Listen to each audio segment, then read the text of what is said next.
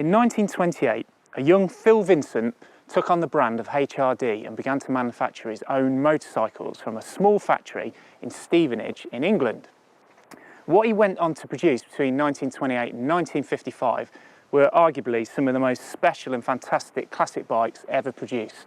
And still to this day, they are highly sought after and highly desired. Now, when we think of Vincents, typically we think of the Series A, Series B and Series C models before the company finished with the Series D. They're the most common bikes that come to mind when you think of a Vincent. So we're going to go through some of those today and show the evolution of the bike and those models that were produced at that small factory in England. So in 1935, the first Series A machine was launched, and it was a 500cc single-cylinder bike called the Comet, and like this one, the Meteor. What was unique about these bikes were that they incorporated the Vincent diamond frame rear suspension, which gave fully sprung rear end. It also was the first machine that the factory produced that had their own engine that they designed and built themselves. A very distinctive 500cc single-cylinder engine, open valves at the top, and a very unique V-section where the push rods come up to the top of the engine there. So it is very iconic and very recognisable. A really high-quality machine, made in very low numbers, very expensive in its day, and was a very exclusive motorcycle to own.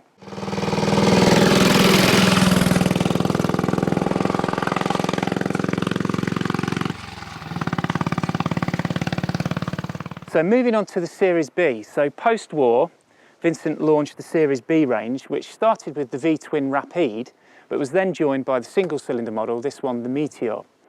Now, at the rear, it still retained the diamond frame construction with the twin spring boxes, but it was topped off by now a Joule seat, which was designed by Ferrodax.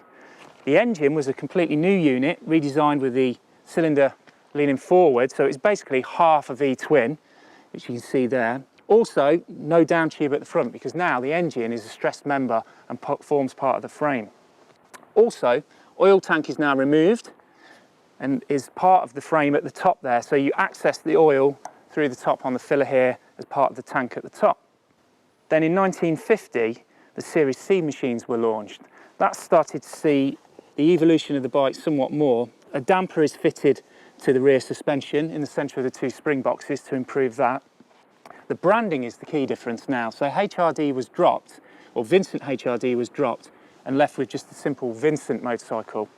That was to stop any confusion on the American market, where HRD could be possibly confused with Harley Davidson. The main difference on this bike as well, when you get to the Series C, is the introduction of the Gerdrolic fork. So the Bramptons on the Bs were quite old-fashioned by that point. Vincent didn't want to go with a standard sort of telehydraulic or hydraulic front suspension, so he came up with one that was a mixture of both girder and hydraulic, hence the name Gerdrolic. It gave the benefits more lateral stability and stiffness when compared to the hydraulic forks available. The Black Shadow is probably the icon of the Vincent range. It's the sort of pin-up poster boy of the bike world for post-war British bikes, and probably the finest post-war British classic motorcycle ever built.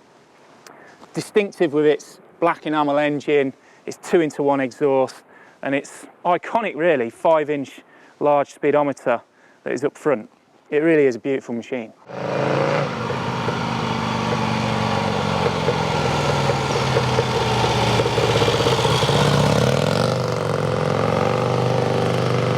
So by the time that Vincent had ceased production in 1955 with their final Series D models, the factory had produced in total around 11,000 machines over the best part of 30 years. Now, something like 97% of those were made across the A, B, C models. But what were they producing before the Series A's? Well, let's have a look. So in 1927, Phil Vincent had built his first prototype. He started producing his own machines when he took on the HRD brand and moved the factory to Stevenage in 1928. The first models incorporated his unique spring frame design, which is shown here. What that meant was, though, it was slightly awkward in that it had this cross-section frame that wrapped round the engine and down across the motorcycle. It left the bike looking rather peculiar to many eyes. This is a Model B, and you can see here further examples. It meant that the bike was left with this very small petrol tank, which, let's be frank, made it a bit of an ugly duckling. So So sales in those early years, despite the bikes being well made and quite unique and innovative, were very low.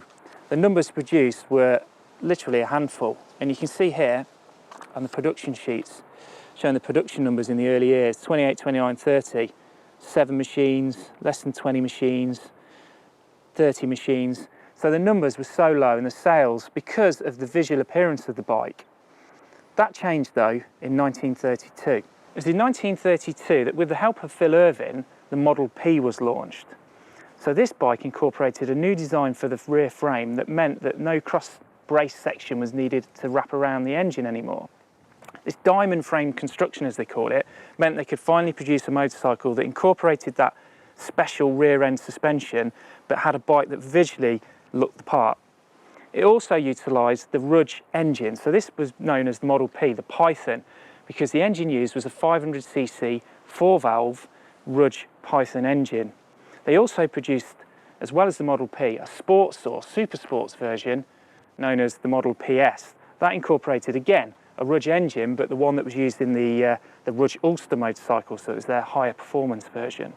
So it's finally from the launch of the Model P and PS in 1932 that the company's fortunes started to turn around and that the public really engaged with this motorcycle and the numbers of sales started to improve. In total, over a 3-year period, they produced 46 of the Model P and over 100 of the PS, which was a big step forward from what they'd been doing before. Still, albeit in small numbers, but they were pretty much built to order bikes, so they were always very special. And it's the Model P that I want to show you now, because we've got an example of one here.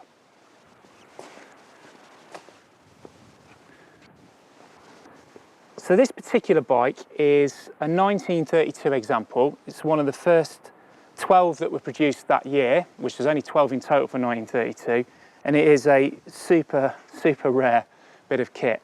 There's probably less than half a dozen of these still survive, and how many of them have complete? Probably only this one, to be honest. It's got, like I said before, the 500cc Rudge Python engine, which was one of the best engines you could get at the time. So at that time, like many manufacturers, Vincent were doing things on a small scale. So they were buying the engines in from JA Prestwich, Blackburn and Rudge. Rudge had had some great success at the Isle of Man and produced this particular 500cc single. This was introduced into Vincent's unique frame, which incorporated the now diamond frame rear suspension. And it was this frame that actually went on from here through to the Series A, B, Cs and Ds. So this was the genesis of the Vincents that we all recognise, so the granddaddy of them all, if you like. It was a well-tested engine, it was very reliable, but to squeeze it into the Vincent frame, it meant that you can see that there's this sort of empty space here and this scallop or cradle that on the Rudge would actually incorporate the magneto, and the dynamo would have been separate. So there and there on a Rudge. No room to fit it in here, so Vincent had a BTH mag dyno all-in-one fitted to the rear of the cylinder head, and that meant that the carburettor didn't fit. It was too close to the tank, or it would foul on the top of the mag dyno. So to overcome that, simply turn the throttle body to the horizontal rather than it being vertical, which looks a bit peculiar, but it does work. So another feature of the engine is that it's a twin port, so single cylinder, twin ports through to twin exhaust. That was very fashionable in the early 1930s. Didn't really provide any performance benefits at all, so they soon went back to single port. But in fact, if anything, it added more weight because of the extra pipes and exhaust. But visually, it looks the business, particularly when you've got these sports upswept exhausts that were very popular in the early 1930s. So this particular bike is part of 8 Vincents that form part of the Tom Joule collection, which I have the honour and pleasure of curating and looking after for my friend Tom. And we acquired this bike 3 years ago from a collector who lives close to us, and my dad and myself set about giving it a light restoration. So mechanically it was sorted, but the tinware frame and the paintwork were in a need of repair really. So we stripped the bike right back, spent some time tidying it up. We didn't go overboard. I mean, the front forks and the frame we actually just hand painted ourselves. So it maintains some nice patina and age, but looks really smart at the same time. So our Model P was featured in this book, 50 Years of the Mark, which was written by Phil Vincent, to celebrate 50 years of the Vincent, since the Vincent Company was established in 1928. So this came out in 1977-78. And there's lots of collections of photos of different models. And on this page, you'll see here, so this is Phil Vincent's words here, photo of a Model P, and you can see here MV4433, which is our bike. A really historical model, the oldest diamond frame Vincent motorcycle extant. I road tested it in 1932 after the machine had been assembled in the original Stevenage factory. So we've got the oldest surviving example of this bike, but not only that, it's one that Phil Vincent test rode himself. So it's got fantastic provenance. So once we'd finished some of the restoration work, we started to take the bike out to events and shows, and we were featured in the October 2019 version of the Classic Motorcycle magazine. You see a picture there of James Robinson, the editor, riding it. It's a fabulous feature, and we were very pleased that the bike was covered in this way. James Robinson is a big fan of Vincent's, and this was the first time he'd ridden one that had a proprietary or non-Vincent engine in, so he was pleased with that. One of the comments he did make was the fact that actually this Vincent feels quite normal in terms of its seating position to ride. You feel like you sat in the bike, whereas the later Vincents, anyone that's ridden one or wants to go on one, you very much sat on top of the bike, and it's quite an unusual position, a little bit alien for a start off, but this is very comfortable and very familiar. So as this bike hasn't been run for a couple of years, it's what we call wet sump. So the oil in the tank through gravity has simply made its way to the bottom of the sump. These engines should be dry sump, so we need to drain that oil out to avoid causing over-oiling to the cylinder or any damage that could be caused because of that. So it's quite typical on these sort of bikes. It's a normal thing to do. So we remove the sump plug at the bottom, drain it out, put it back in the oil tank, and we should be good to go. So when a bike has wet sumped as much as this one has, if you don't drain the oil back, you can start the bike up, but you'll quickly force too much oil up to the cylinder, and it will oil up the plug pretty quickly and probably stall the engine, burn a lot of oil. It'll even get it gathering out the outlet ports. And also you could run the risk of hydraulic lock, which would seize the engine up. So it's worth just spending the time, drain it out, put it back in. So we just put some fuel in here, which is super unleaded, which I tend to use in the UK, which has got less than 5% ethanol, because the standard fuel has got up to 10% ethanol, and that isn't great. When it's left in a bike for a long time, it ruins some of the seals and can cause issues mechanically as well, with things gumming up, because it draws in a lot more water than the fuel with less ethanol in. So that's why we use this. Right, so what we'll do, we'll just make sure that the clutch is free so we can kick it over. So it's turning over there. Clutch, yeah, there we are. So they're okay. We'll put the choke on, which is forward. Advance and retard on this bike, from memory, is the opposite to the later ones. So it's, instead of a forward for advance, it's actually close for advance. So we'll retard it a little bit, put it in the middle. Fuel on. We'll tickle the carb. We'll see how we get on. So, find top dead centre, click it over compression. So there we are. So on compression there. Go over, pull it back up. Bit of throttle, fingers crossed. Same again. Over compression. There we are.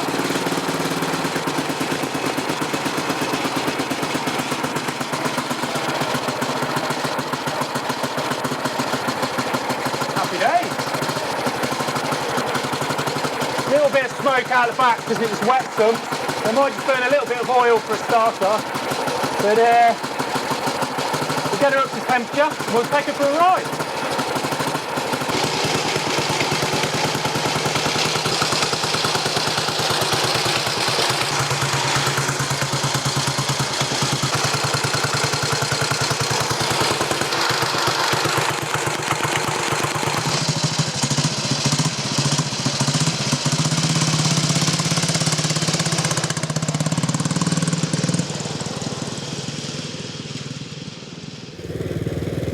So it's a fully sprung bike, which was quite unique at the time. Brampton front forks.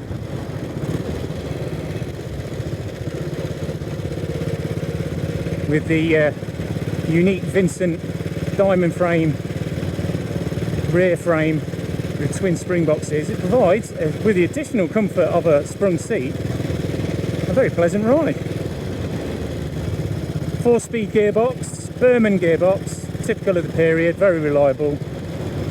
Mated up to this Rudge 500cc Python engine, which I have to say, with its 4 valves, it's got loads of torque.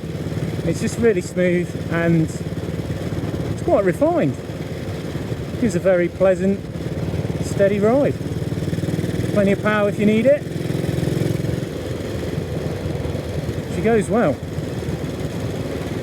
The Vincents, unlike their competitors as well, had the addition of twin drum brakes on the front, which weren't actually fitted to this 1932 model as standard, but were retrofitted from 33 onwards. That again just gives some extra safety and comfort when riding along.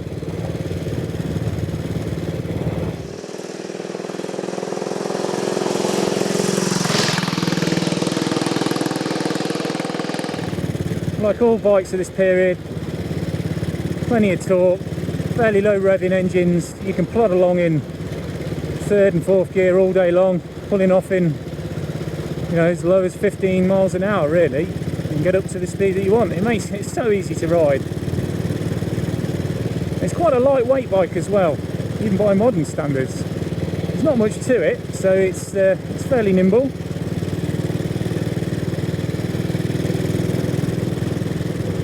But it provides that classic single-cylinder thumper of a soundtrack,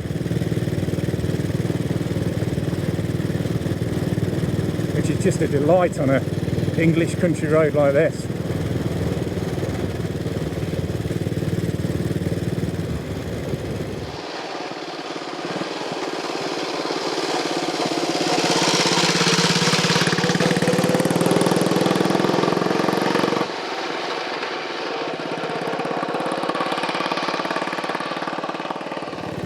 So it really is a very special feeling to be on this bike, knowing that in 1932 the man himself, Philip Vincent, test rode this bike. He was riding around Stevenage, sat right where I am now.